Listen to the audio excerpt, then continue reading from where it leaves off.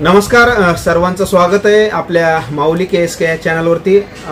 शेतकरी बंधू हो, आज आपण एक नवीन विषय घेऊन आलेलो आहोत। जसं की आपण काल पण व्हिडिओ एक शूट केला होता, कालपासून आपल्या चॅनलवरती आपण रेग्युलर व्हिडिओ टाकत आहोत। याच अनुषंगानं आज देखील मी आपल्या राजम्याबद्दलचाच एक महत्त्वाचा विषय घेऊन आलेलो आहे की आताचे सध्या जो सर्वांना माहित आहे की परतीचा पाऊस आपल्या महाराष्ट्रामध्ये बाकी आहे।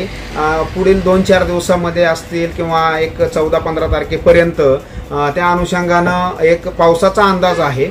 तर या पावसाच्या हिशोबानं आपण पेरणी कधी करायची आणि पेरणी करावी का नाही आणि त्याच्यासाठी काय काळजी घ्यायची, या सर्व गोष्टी आपण ह्या व्हिडिओमध्ये सांगणार आहोत। व्हिडिओ शेवटपर्यंत बघा मंडळी। व्हिडिओमध्ये जे आहे आपण एकदम व्यवस्थित आणि मुद्देसूद माहिती या ठिकाणी सांगणार आहोत, जेणेकरून की आपल्या सर्वांना समजेल असे आणि शेतकरी बांधवांना आपल्या सर्वांच्या मदत होईल या पद्धतीनेच आपण या व्हिडिओमध्ये माहिती आपण देणार आहोत। चला तर सुरुवात करूया मंडळी। आता सर्वांनी जे काही सोयाबीन असेल किंवा जे काही खरीप हंगामाचे जे काही आपण पिकाची लागवड केली त्याचं हार्वेस्टिंग असेल, काढणी मळणी वगैरे ह्या सर्व गोष्टी ज्या आहेत त्या आपल्या झाल्या असतील, एव्हाना कोणाचे राहिले असतील।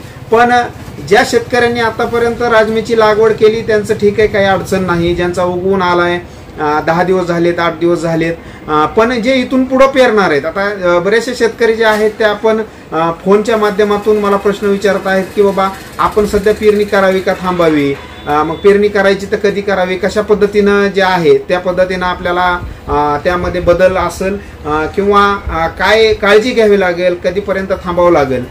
तर मंडळी, सर्वात महत्त्वाचं जे आहे यामध्ये सांगत असताना पेरणी करत असताना आपण जी पेरणी करायची आहे किंवा पेरणीचा जो काही कालावधी आहे तो कालावधी पुढच्या महिन्यापासून असेल किंवा जो काही हा महिना आहे या महिन्यामध्ये आपण 15 तारखेच्या पुढं किंवा त्या अनुषंगानं सध्या पेरणी आहे, बऱ्याच शेतकऱ्यांची पण झाली त्याबद्दल नाही, पण इथून पुढं महत्त्वाचा विषय जो आहे आपला की पेरणी करत असताना पावसाच्या संदर्भात काय काळजी घ्यायची। आता मंडळी, जर आपण आज पेरणी केली राजमीची तर पेरणी केल्यानंतर जर लागलीच दिवसभरात जर आज पेरणी केली, संध्याकाळी जर मोठा पाऊस आला तर निश्चितच बियाण्याच्या उगवण क्षमतेवर त्याचा परिणाम होतो, हे तर सर्वांना माहीतच आहे। त्यामुळंच आपण जे आहे मंडळी हवामानाचा अंदाज घेऊन किंवा पावसाचा अंदाज घेऊनच आपण पेरणी करणं योग्य आहे असं मी म्हणेल।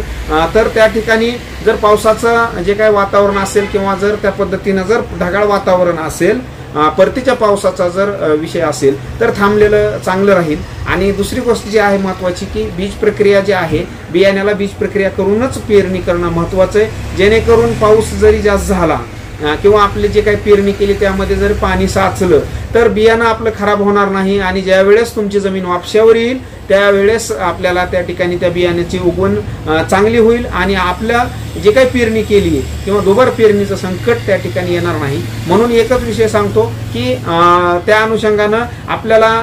आणि दुसरी एक गोष्ट, जे काही शेतकरी आहेत ते सर्वजण म्हणतात की बाबा खरीप रब्बी हंगामातलं पीक आहे, आणखी गारवा चालू नाही, ते पण योग्य आहे। पेरणीला घाबरून जाण्याची गरज नाही किंवा पेरणी गडबडीनं करण्याची गरज नाही मंडळी। आपण एवढा महिनाभर आपल्यापाशी वेळ आहे, आपण जे आहे ऑक्टोबरच्या 30 तारखेपर्यंत नव्हे तर नोव्हेंबरच्या 10 तारखेपर्यंत 15 तारखेपर्यंत आपण राजमेची लागवड करू शकता। त्यामुळं घाबरून जाण्याची गरज नाही किंवा गडबड करण्याची गरज नाही। जर आपण गडबडीनं पेरणी केली, ज्या दिवशी आपण पेरणी करताय त्या दिवशी जर पाऊस आला तर त्या पद्धतीनं होऊ शकतं। बियाण्याची जी आहे बीज प्रक्रिया प्रॉपर करणं महत्त्वाचं आहे आणि बीज प्रक्रिया करूनच पेरणी करा। बीज प्रक्रिया करणं टाळू नका, हे आपल्या काळाची गरज आहे आणि बियाण्यासाठी देखील आणि तुमच्या खर्चाच्या माध्यमातून देखील त्या पद्धतीने आहे। तर आता सध्या जी पेरणी करायची त्या सर्वांना सांगू इच्छितो की आपण 15 तारखेपर्यंत थांबलेलं चांगलं राहील। पावसाचा जो काही वातावरण आहे किंवा परतीचा पाऊस एकदा निघून गेला 15 ते 20 तारखेच्या दरम्यान आपण पेरणीची तयारी करू शकता। तुम्ही जे आहे बियाण्याची खरेदी असेल किंवा पेरणीची सर्व तयारी करू शकता, पण ढगाळ वातावरण असेल किंवा परतीच्या पावसाच्या अनुषंगानं आपण पेरणी करणं थांबणं महत्त्वाचं आहे। आणि जर पेरणी त्या ठिकाणी केलेली असेल, आता जे काही बाकीचे शेतकरी आहेत ज्यांचं की आपण राजमा असेल पेरणी केली 15 दिवस झाले, त्यांनी देखील 2 दिवस पावसाचा अंदाज बघूनच पाण्याचं व्यवस्थापन करा। पाणी जास्त होणार नाही याची काळजी घ्या। जर तुम्ही पाणी दिलं, शक्यतो सुरुवातीला जे आहे स्प्रिंकलर असेल, रेन पाईप असेल याचाच वापर करा. पाटपाणी जर देणार असाल तर पाटपाणी जे आहे जास्त ओळीमध्ये न घालता धावत्या स्वरूपाचं, जेणेकरून जे काही आपल्या जमिनीमध्ये जास्त पाणी मुरणार नाही याची काळजी घ्या. कारण जर जमिनीमध्ये भरपूर आपण पाणी दिलं, नंतर जर पाऊस पडला तर आपल्या राजम्याच्या पिकामध्ये मरीचा प्रादुर्भाव, बुरशीचा प्रादुर्भाव वाढू शकतो आणि मर होऊ शकते, पीक पिवळं पडू शकतं. त्या अनुषंगानं सुरुवातीला जे आहे जर जे काही पीक आहे आपलं जर सुकत असेल तर 2-3 तास सुरुवातीचे स्प्रिंकलरनं आपण या 4-5 दिवसापर्यंतचं नियोजन करा. आणि नंतर जे आहे म्हणजे जर 3 तास 4 तास जर आपण स्प्रिंकलरनं पाणी दिलं, जरी मोठा पाऊस पडला तर जमिनीमध्ये पाणी क्षमता असणार आहे, त्यामुळं पाणी साचणार नाही किंवा आपल्या पिकाला त्याचा प्रादुर्भाव होणार नाही. त्या अनुषंगानं म्हणून सांगतोय की पाणी देत असताना थोडकं मुबलकच पाणी द्या एवढं वातावरण जाईपर्यंत, आणि त्यानंतर आपल्याला पाहिजे त्या पद्धतीनं आपण पाणी त्याला देऊ शकतो.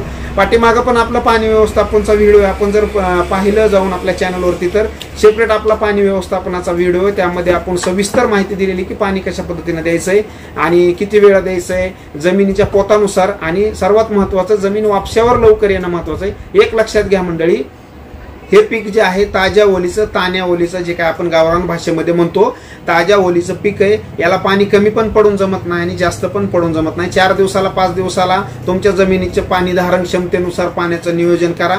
जास्तही होणार नाही आणि कमी पडणार नाही. हे सुरुवातीचे 1 महिनाभर असतील, 45 दिवस. एकदा फ्लावरिंग स्टेज आली, फ्लावरिंग स्टेजच्या नंतर पुढे शेंगाची अवस्था आली, कितीही पाणी द्या, भरपूर पाणी त्यामध्ये पाणी फळ धारणा किंवा फळ भरण्याची ती वेळ आपल्या पिकाची असेल. त्यामुळं त्यानंतर आपण 8-8 तास स्प्रिंकलर चालवू शकता किंवा पाट पाणी जे आहे ते मोकळं देखील भरपूर देऊ शकता. शेंगाच्या अवस्थेत मात्र भरपूर पाणी आपल्याला द्यायचं. तर त्यामुळं ढगाळ वातावरण आहे, परतीचा पाऊस आहे, त्यामुळं जर पेरणी करायचा जर अंदाज असेल ह्या 2-3 दिवसात तर आपण थांबलेलं बरं राहील. थांबल्यामुळं आपला निश्चितच फायदा होणार आहे. एवढंच आपल्याला सांगणं होतं. पुढचा जो काही व्हिडिओ असेल तो आपण शेड्यूलनुसार टाकणारच आहोत. जे काही आता मार्केटचे भाव असतील, आता सर्व शेतकरी जे आहेत आपल्या विचारात आहेत की बाबा यंदा पेर भरपूर झाली, भाव काय राहील, तर त्या अनुषंगानं एक ओझरती नजर सर्व माहिती घेऊन आपण पुढचा एक व्हिडिओ जे काही राजम्याचे उत्पादन असेल आणि भाव असेल याच्यावर नक्की टाकणार आहोत. चॅनलशी जर कनेक्टेड नसाल, जर सबस्क्राईब केलं नसेल तर सबस्क्राईब करा. आपल्याला याच्याविषयी कुठलीही शंका असेल, माहिती जर पाहिजे असेल तर आपण चॅनलच्या माध्यमातून सर्व प्रकारचे व्हिडिओ वेगवेगळ्या स्वरूपात आपण टाकलेले आहेत. त्या ठिकाणी जाऊन आपण ते व्हिडिओ पाहून माहिती घेऊ शकता. भेटूया तर पुढच्या व्हिडिओमध्ये. तोपर्यंत सर्वांना राम राम, नमस्कार.